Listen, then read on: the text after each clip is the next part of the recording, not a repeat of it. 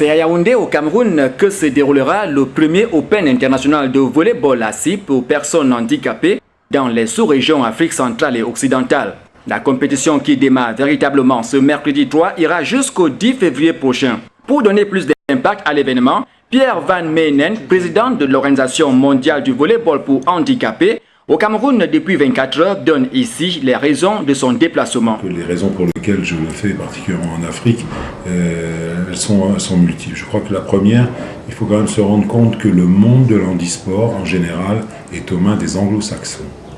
Donc la plupart, pour ne pas dire la totalité des fédérations mondiales d'handisport sont dirigées par des anglo-saxons. Ce sont des Australiens, des Anglais, des Néo-Zélandais, des Américains, des Canadiens, des Allemands peut-être, des Scandinaves.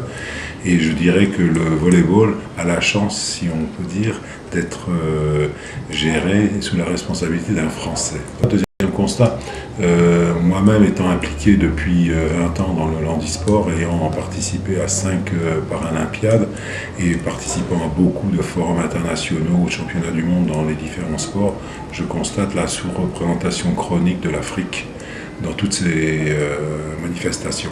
Sont annoncés le Tchad, le Gabon, la RCA, la RDC, y compris le Cameroun, pays hôte. Pendant cette période, il y aura chaque soir des projections vidéo des finales dames et messieurs des derniers Jeux paralympiques de 2008 à Beijing en Chine. Cependant, des formations sont ouvertes pour des officiels de volleyball, classificateurs médicaux, entraîneurs et directeurs techniques nationaux.